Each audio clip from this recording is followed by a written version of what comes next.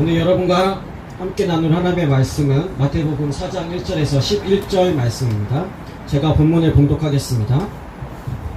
그때 예수께서 성령에게 이끌려 마귀에게 시험을 받으러 광야로 가사 40일을 밤낮으로 금식한 후에 줄이신지라. 시험한 자가 예수께 나와서 이르되 내가 만일 하나님의 아들이거든 명하여 이 돌들로 떡덩이가 되게 하라. 예수께서 대답하여 이르시되 기록되었으되 사람이 떡으로만 살 것이 아니요 하나님의 입으로부터 나오는 모든 말씀으로 살 것이라 하였느니라 하시니, 이에 마귀가 예수를 거룩한 성으로 데려다가 성전 꼭대기에 세우고 이르되 내가 만일 하나님의 아들이거든 뛰어내리라. 기록되었으되 그가 너를 위하여 그의 사자들을 명하시리니 그들이 손으로 너를 받들어 발이 돌에 부딪히지 않게 하리로다 하였느니라. 예수께서 이르시되 또 기록되었으되 주 너의 하나님을 시험하지 말라 하였느니라 하시니, 마귀가 또 그를 데리고 지극히 높은 산으로 가서 천하 만국과 그 영광을 보여 이르되 만일 내게 엎드려 경배하면 이 모든 것을 내게 주리라. 이에 예수께서 말씀하시되 사탄아 물러가라. 기록되었으되 주 너희 하나님께 경배하고 다만 그를 섬기라 하였느니라. 이에 마귀는 예수를 떠나고 천사들이 나와서 수종드니라. 아멘. 오늘은 마태복음 4장 1절에서 11절의 말씀을 가지고 영의 설교만이 영적 기적을 일으키는 것이 아니다. 영의 설교만이 영적 기적을 일으키는 것이 아니다 라는 제목으로 하나님의 말씀을 증거하겠습니다. 1960년대부터 1990년대 후반까지 한국교회는 성령의 강한 역사가 있었습니다. 이러한 부흥을 주도한 것은 유명한 부흥사들이었습니다. 이런 부흥사들은 주로 영의 설교를 했습니다. 부흥사들의 이러한 영의 설교를 통해서 강한 성령 세례, 흔히 말하는 불세례와 또 각종 은사가 나타났습니다. 이런 분위기와 함께 금식 기도원이 대한민국 곳곳에 세워졌습니다. 또 그 시대를 풍미한 금식 기도의 결과로 많은 초자연적인 역사가 일어났습니다. 이런 부흥사들의 대표적인 설교를 영의 설교라고 하는데, 신학적으로는 알레고리칼한 설교, 풍유적 설교라고 합니다. 성경의 많은 이야기들을 자신의 주관적인 영적인 느낌 또는 그때그때 받은 즉흥적인 영적인 기분에 따라서 설교자의 주관적인 임의적인 뜻으로 비유하고 해석하는 것이 바로 영의 설교입니다. 예를 한번 들어보겠습니다. 아마 많이 들어봤을 것입니다. 요한복음 21장에 나오는 153마리, 물고기 153마리에 대한 해석입니다. 예수님께서 부활하신 이후에 베드로와 다른 제자들에게 밤새 고기가 잡히지 않자 나타나셔서 배 오른편에 그물을 던져봐라 라고 했습니다. 그때 잡힌 생선의 수가 153마리였습니다. 이 153마리의 해석을 두고 이제 영의 설교가들은, 어떤 영의 설교가는 100 더하기 50 더하기 3이다 라고 해석했습니다. 그러니까 100은 완전수, 이방인을 포함해서 예수의 부활 이후에 모이게 될 구원자의 수이고, 나머지 50은 100의 절반이기 때문에 이스라엘, 유대인들의 구원받을 수다. 또 3은 뭐일 것 같습니까? 숫자 3이 나오면 무조건 삼위일체로 해석하는 겁니다. 그러니까 삼위일체를 뜻한다고 했습니다. 그래서 이처럼 숫자 3이 나오면 무조건 삼위일체다, 또는 100이나 7이 나오면 무조건 완전수다, 이런 식으로 해석하는 것이 대표적인 영의 설교입니다. 이런 영의 설교는 우선 어떤 신비로운적인 얘기를 듣는 것 같아서 재미가 있습니다. 또 1960년대부터 1980년대 암울한 시대 상황 속에서 그 상황을 이겨낼 영적인 힘을 준 것이 사실이고, 또 한편으로는 국민적인 계몽적인 역할을 한 것이 사실입니다. 이러한 강력한 부흥을 주도한 것이 대표적인 분이 하늘산 기도원 설립하시고 차범근 선수의 부상을 손가락 하나로 고치신 이천성 목사님이십니다. 아마 여기에도 이천성 목사님과 하늘산 기도원에서 불세례를 경험한 분들이 많을 것입니다.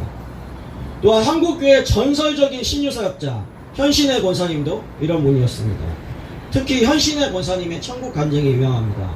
또 국가조창기도회와 CCC의 설립자 김준권 목사님은 1960년대부터 80년대까지 한국교회의 국민 계몽에 이바지한 대표적인 분이었습니다. 1972년 6월 12일부터 16일까지 미국 텍사스주 달라스에서 63개국 대표 10만 명이 참석하고 또 세계적인 부흥 강사였던 빌리 그레함 목사님이 전한 엑스폴로 72가 있었고, 한국교회 부흥에 아주 중대한 역할을 했던 1974년 8월 13일부터 8월 15일까지 있었던 서울 여의도 광장에서 이 땅에 그리스도의 계절이 오게 하소서라는 주제로 연인원 655만, 엄청난 숫자죠, 가 참석해서 27만 2천 명이 결신했다고 하는 민족 복음화란 말을 탄생시킨 엑스포 74가 바로 이런 시대 분위기 속에서 개최됐습니다. 그러나 부흥사들의 영의 설교는 문제점이 많이 드러나기 시작했습니다. 일단 부흥사 개인의 개인적인 문제, 돈 문제, 여자 문제 같은 부흥사의 인격적인 문제가 부흥하고 있는 한국교회에 찬물을 끼얹기 시작했습니다. 또 영적 은사를 받기 위해서 부흥사들과 신유사역자들이 맞았던 수많은 연단들은 무시되고 부흥의 결과만을 누리고자 해서 갈라디아서 5장 22절부터 23절에서 말하는 사랑과 희락과 화평과 오래 참음과 자비와 양성과 충성과 온유와 절제, 이 9가지 열매는 없는 결과만을 누리고자 하는 기복신앙이 싹트게 되었습니다. 또한 이들의 영적인 사역을 흉내낸 미성숙한 사역자들이 나타나서 여러가지 사망사고, 부상사고를 나타냄으로써 한국교회가 아주 지탄을 받는 계기가 되기도 했습니다. 본문 1절에서 예수님께서 성령에서 이끌려서 마귀에게 받은 시험은 헬라어로 페이라조라는 시험입니다. 성경에서 시험이라는 것은 헬라어로 두 가지가 있는데 도키마조의 시험과 페이라조의 시험이 있습니다. 도키마조의 시험은 시험을 통해서 숨겨진 진리를 깨달아 성장하는 데 그 목적이 있습니다. 페이라조의 시험은 그냥 그 시험을 통해서 완전히 망하게 하는 데 그 목적이 있습니다. 오늘 예수님께서 받으시는 시험은 오늘 본문 4장 3절에 헬라어 단어 페이라존이라고 헬라에 적혀있는데 시험하는 자라는 뜻입니다. 시험하는 자인 사탄에게 이끌려 완전히 망하게 하는 것이 목적인 페이라조의 시험이었습니다. 더군다나 이 시험을 받으실 때 예수님은 40일간의 금식기도 영육간으로 많이 굶주리신 상태였습니다. 오늘 본문의 사탄의 시험은 특이하게도 성경을 인용해서 예수님을 시험하고 있습니다. 본문 3절에서 사탄은 내가 만일 하나님의 아들이거든 명하여 이 돌들로 떡떡이가 되게 하라 라고 합니다. 이것은 사탄이 이사야 7장 14절 말씀인 그러므로 주께서 친히 징조를 너희에게 주실 것이라 보라 처녀가 잉태하여 아들을 낳을 것이요 그의 이름을 임마누엘이라 하리라를 인용하는 것입니다. 이에 예수님은 기록되었을 때 사람이 떡으로만 살 것이 아니요 하나님의 말씀으로, 하나님의 입으로 나오는 모든 말씀으로 살 것이라 하였느니라 라는 신명기 8장 3절의 말씀으로 마귀의 첫 번째 시험을 이깁니다. 앞으로 우리가 특히 주목해야 할 것은 예수님께서 받으시는 오늘 본문의 세 가지 시험 모두 마귀가 성경을 인용해서 하는 시험이라는 것입니다. 사실 마귀가 속이는 대로 이사야 7장 14절을 해석하면은 하나님의 아들이 돌을 떡덩이로 만드는 그런 기적을 보여주는 게 영적으로 더 드라마틱하게 느껴질 것이 이게 되는 게 사실입니다. 오늘 본문 6절에서 사탄이 두 번째 시험으로 시편 91편 11절에서 12절 말씀인 그가 너를 위하여 그의 천사들을 명령하사 내 모든 길에서 너를 지키게 하심이라 그들이 그들의 손으로 너를 붙들어 발이 돌에 부딪히지 아니하게 하리로다 라는 구절을 이용해서 예수님을 시험합니다. 그러자 예수님은 본문 7절에서 기록하였을 때 주 너희 하나님을 시험하지 말라 하였느니라 라는 신명기 6장 16절의 말씀을 문자 그대로 인용해서 사단의 두 번째 시험을 이기고 있습니다.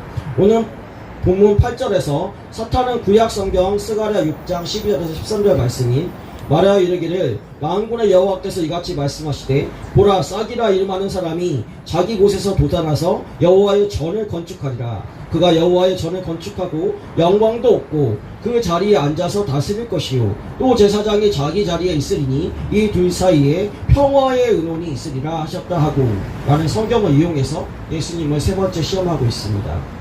거기다가 이사야 37장 16절 말씀인 그룹 사이에 계신 이스라엘의 하나님 만군의 여호와여 주는 천하 만국의 유일하신 하나님이시라 주께서 천지를 만드셨나이다 라는 말씀을 더해서 예수님을 시험하고 있습니다. 이에 예수님께서는 본문 10절에서 기록되었을 때 주 너희 하나님께 경배하고 다만 그를 섬기라 하였느니라 라는 신명기 6장 13절의 말씀으로 사단을 이기고 있습니다. 사실 영의 설교의 관점이라면 예수님의 권세를 쇼잉, 과시하고 가시적으로 보여주기 위해서 천하만국과 그 영광을 보여주고 드라마틱하게 보여주는 것이 그냥 건조하게 신명기 6장 13절 말씀을 인용하는 것보다 더 좋을 것입니다. 본문 11절에서 보듯이 예수님은 사탄이 자신만의 영적인 느낌으로 또 넘어지게 하기 위해서 엉터리로 인용한 성경을 이용한 페이라주의 시험을 무미건조한 문자 그대로의 성경 인용으로 이겨냈습니다. 40일간의 금식 기도에 소위 영빨이 강한 때인데도 말입니다. 영의 설교는 오늘 본문에서 보듯이 교묘하게 말씀을 왜곡하는 사단의 도구가 될 위험성이 있다는 것을 잊으시면 안 됩니다. 또한 영의 설교는 지나치게 영적인 신비와 판타지적인 해석을 추구하기에 그런 쪽으로 발전해 나간다면 음모론에 빠지기 굉장히 쉽습니다. 전모라는 사람이 하는 설교를 보면 대개 이천성 목사님께서 정말 애통하는 마음으로 간혹한 욕이 섞인 설교, 김준고 목사님께서 하신 국내외에서 했던 민족 계몽적인 대형 집회, 현신의 권사님의 천국 간증을 교묘히 흉내내서 자신이 마치 그런 사람이다 라고 속이고 있습니다. 대표적으로 그분이 한 영의 설교 중에 야다라는 히브리어를 이용한 설교가 있습니다.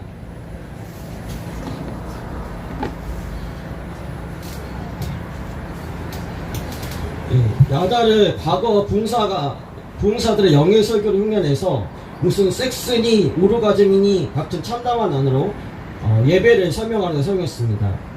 하지만 히브리어의 야다, 이게 야다라는 히브리어인데, 이게 야다라는 히브리어입니다.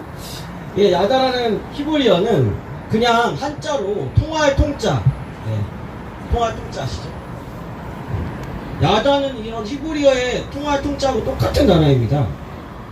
가브리엘 천사가 동정녀 마리아에게 성령으로 잉태해서 아들을 낳을 것이라고 말했습니다. 얼마 전에 성탄절 때 아마 들어보신 본문이실 것입니다.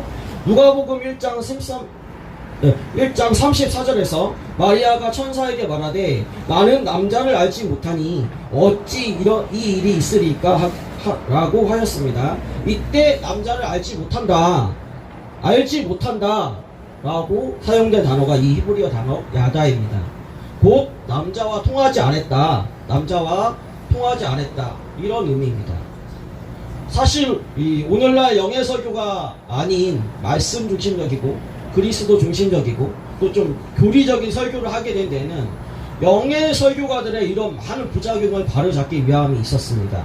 또한 성령의 역사든 악령의 역사든 많은 영적 현상들이 1960년대부터 80년대까지 일어난 것은 사실이기 때문에 그런 영적인 현상들을 올바르게 설명해줄 성경적인 설교가 필요하기도 했습니다.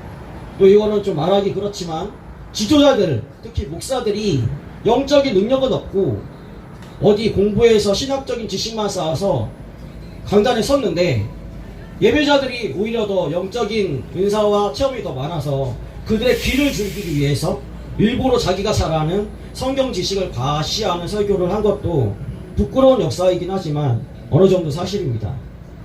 무엇보다 영예가 설교가들이 의도했던 안 했던 설교자 개인이 추앙받는 부작용이 나타났습니다. 전무라는 사람이 지정의를 내려놓고 자기 앞에 쪼개져라 라는 말을 했는데 사실 전무라는 사람은 이제 과거 김주고 목사님, 이천성 목사님, 현신의 권사님이 받았던 존경을 자기가 받고 싶어서 그런 것입니다.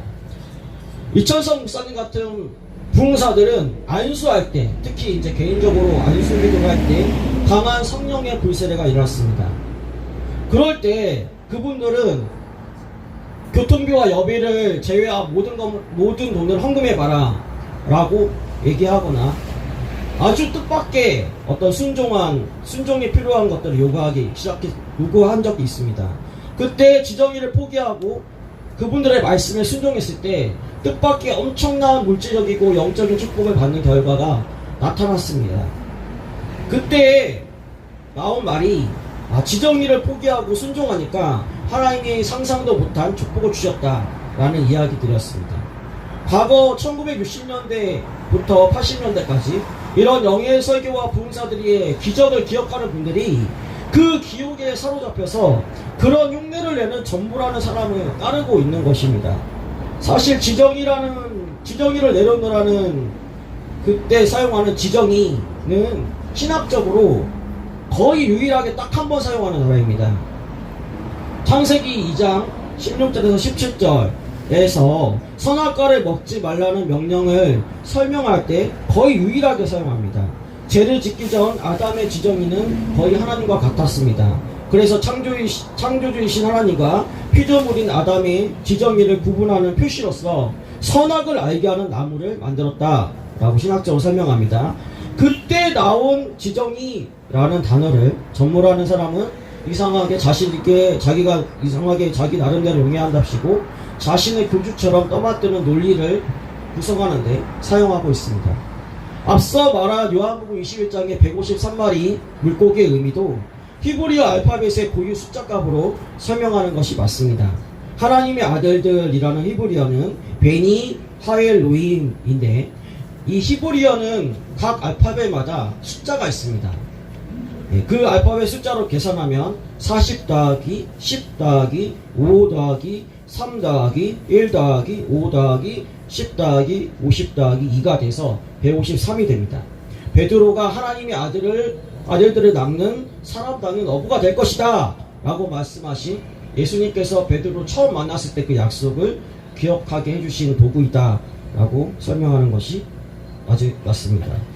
하나님께서 성결과들의 산적한 문제를 감추시고 그들을 우선 세우셨던 것은 그들의 개인적인 잘남이 아니라 일단 한국 땅에 교회를 세워서 한국 땅에 갈급하고 불쌍한 영혼들을 살리기 위함이었습니다.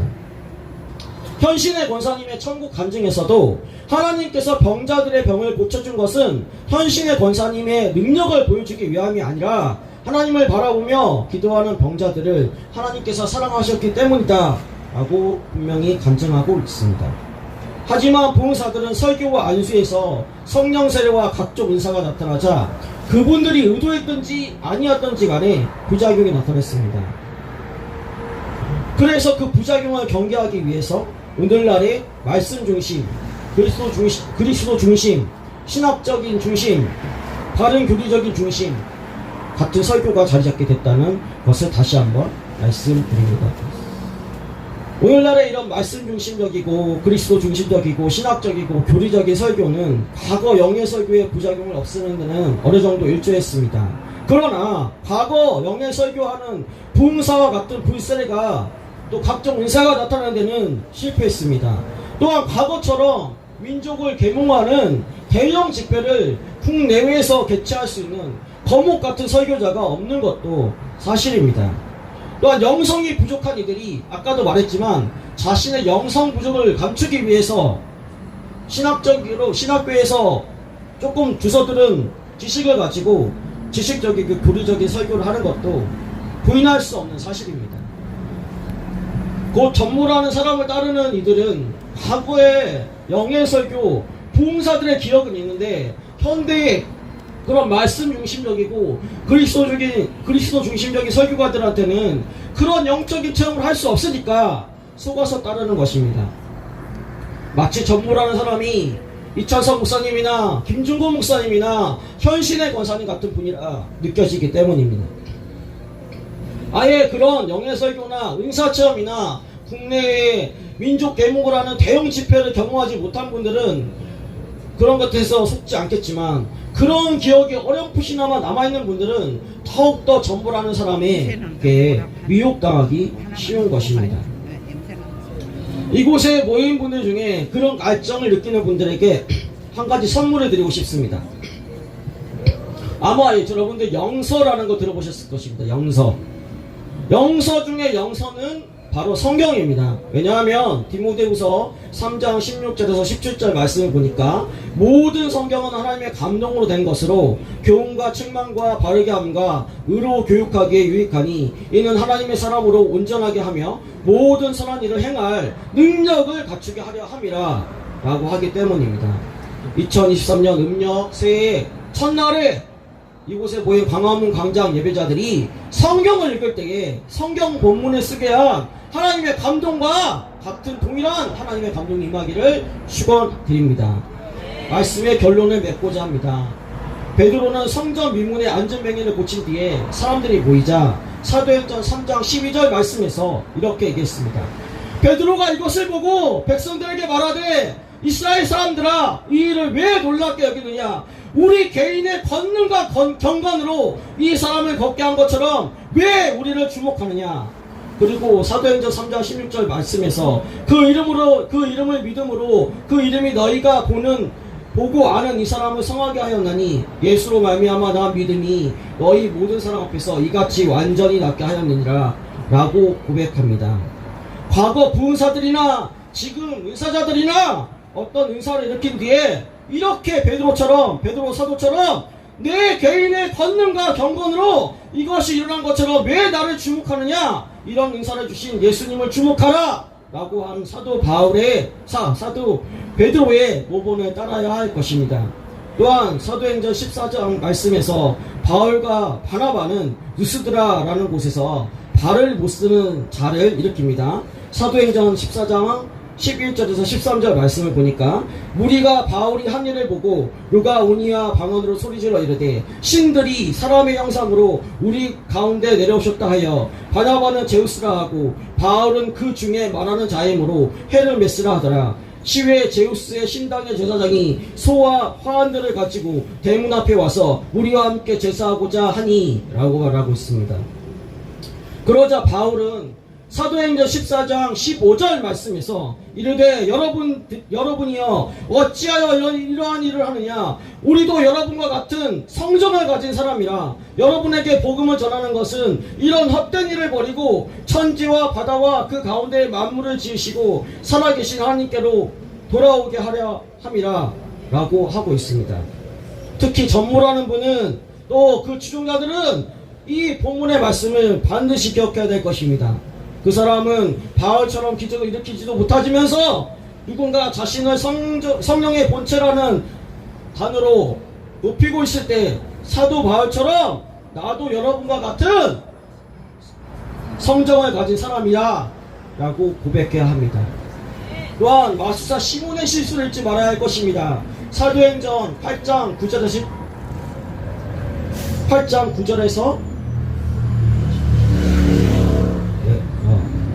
10절 말씀을 보니까 그 성에 시몬이라는 사람이 전부터 있어 마술을 행하여 사마리아 백성을 놀라게 하며 자칭 큰 자라 하니 낮은 사람부터 높은 사람까지 다 따르며 이르되 이 사람은 크다 일컫는 하나님의 능력이라 하더라 라고 하고 있습니다. 그런데 사도행전 8장 18절에서 22절 말씀을 보니까 시몬이 사도들의 안수로 성령 받는 것을 보고 돈을 들여 이르되 이 권능을 내게도 주어 누구든지 내가 안수하는 사람은 성령을 받게 하여 주소서 하니 베드로가 이르되 내가 하나님의 선물을 돈 주고 살 줄로 생각하였으니 내 은과 내가 함께 망할지어다. 하나님 앞에서 내 마음이 바르지 못하니 이 도에는 내가 관계도 없고 분깃될 것도 없느니라. 그러므로 너의 이 악함을 회개하고 주께 기도하라. 혹 마음에 품은 것을 사하여 주시리라 하는 말씀을 듣고 순종해야 할 것입니다. 하나님의 선물을 돈 주고 살 줄로 생각한다면 내 은과 함께 내가 망할 것이다 라는 말씀을 듣고 순종해야 할 것입니다. 궁극적으로 현재 말씀과 신학과 교리 중심적 설교가들의 설교 중에 1960년대에 중점적으로 임했던 각종 불세례와 은사 체험들이 나타나야 될 것입니다. 현재 말씀과 신학과 교리 중심적 설교가들이 자신들은 신학적으로 과거보다 바른 설교를 하고 과거 영예 설교 부흥사들보다는 인격적으로는 문제가 없다라는 교만에 빠져서 그런 강단에서 그런 교만을 표출하고 있기 때문에 하나님께서 초자연적인 은사를 부어주시지 않는지 점검하고 회개해야 될 것입니다. 빌립보서 3장 8절에서 9절 보니까 사도 바울이 또한 모든 것을 해로 여김은 내 주 그리스도 예수를 아는 지식이 가장 고상하기 때문이라. 내가 그를 위하여 모든 것을 잃어버리고 배설물로 여김은 그리스도를 얻고 그 안에서 발견되려 함이니 내가 가진 의는 율법에서 날 것이 아니요 오직 그리스도를 믿음으로 말미암은 것이니 곧 믿음으로 하나님께로부터 난 의라. 라는 말씀을 지금의 설교자들은 기억해야 할 것입니다. 또한 고린도전서 2장 13절 말씀에서 우리가 이것을 말하거니와 사람의 지혜가 가르친 말로 아니하고 오직 성령께서 가르치신 것으로 하니 영적인 일은 영적인 것으로 분별하느니라. 라는 말씀을 기억해야 할 것입니다. 저도 개인적으로 성경대로 바르게 설교하면서 또 인격적인 문제가 없으면서 소나무 뿌리 뽑으면서 기도하라 라고 하셨던 이천성 목사님, 또 정말 신유의 기적을 베푸셨던 천신의 거창님처럼 그렇게 좀 의사중심적으로 쓰임받고 싶습니다. 그래서 오늘 본문처럼 예수님께서 기록되었으되 라고 다소 건조하게 성경을 글자 그대로 설교해도 사단의 시험을 이기고 천사들이 수종되는 것 같은 11절의 기적의 역사가 임하기를 저도 개인적으로 기도하겠습니다. 사실 이런 길은 한국교회 역사상 한 번도 걸어본 적이 없는 길입니다. 아스팔트에서 추위와 더위를 견디며 모든 또 모욕을 견디며 드리는 이 광화문 광장 기도가 현대판 상기도라고 할 것입니다. 2023년 음력 새해 첫날에 이곳에서 현대판 상기도하는 광화문 광장 예배자들이 한국교회 역사상 한 번도 써본 적 없는 역사를 써내려 가기를 축원합니다. 기도하겠습니다. 하나님 감사합니다. 하나님 현신의 권사님처럼 이천성 목사님처럼 내 믿음대로 내가 믿으면 믿음대로 나사렛 예수 그리스도의 이름으로 이루어질 것이다. 나사렛 예수 그리스도의 이름으로 이루어질 것이다 라고 선포했으면 그것이 그대로 일어났던 각양 은사와 하나님 성령의 역사, 초자연적인 기적과 이상과 표적이 이곳에 일어나게 하여 주십시오. 하나님이여 권능으로 임하십시오. 주여 권능을 베푸십시오. 주님 영적인 권위가 들어도 주께서 우리와 함께한다는 구체적인 표적과 기적과 이상들이 하나님 이곳에서 바로 이곳에서 이 현장에서 임하게 하여 주옵소서. 성령으로 기름 부시고 하나님이여 우리가 주께 드리는 이 예배가 바른 예배자라는 것을 증명할 수 있도록 주님 과거에 1960년대부터 90년대까지 맺던 성령의 뜨거운 불세례가 이곳에서 다시 일어나게 하시고 바른 말씀과 바른 교리가 함께 선포되게 하여 주십시오. 예수님의 이름으로 기도합니다. 아멘.